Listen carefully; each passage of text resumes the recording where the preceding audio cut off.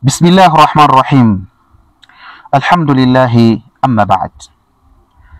Ndugu yangu, je, kifo ni sherehe?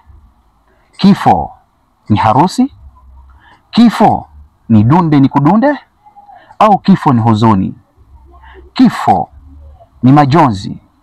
Lakini ajabu ya siku hizi, wakisikia kuna mazishi, hiyo ndio furaha kwao.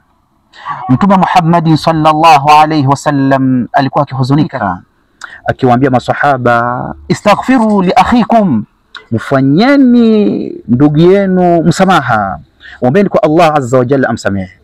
Lakini ajabu ya siku hizi, kwanza mtu akisikia kifo, kwanza ndio furaha yake, anakuuliza kama ustadhi huko karibu, anakuambia ustadhi, unajua nyinyi ndio mnatangulizwa bwana, vipi huko?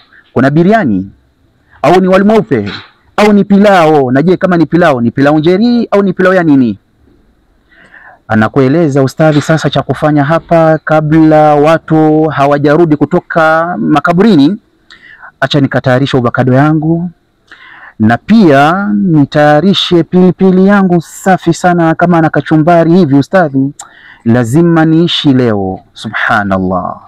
Tena unaweza ukakuta anayezungumza maneno hayo ni dude zima, halina huruma na family ambao kwamba wamefiliwa. Mtume Muhammad sallallahu alaihi wasallam anatuambia kwamba mtu atakapokufa, wanaopaswa kufanyiwa na kupikiwa na kuenziwa ni wale ambao kwamba wamefiliwa.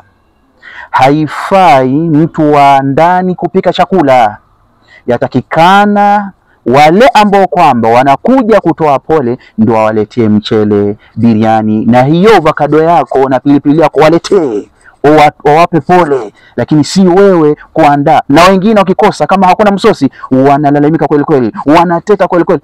Ndugu yangu, kwani uli mpaka mtu afariki? Tumche Allah. Wabillahi tawfiq. Wassalamu alaikum wa rahmatullahi wa barakatuh.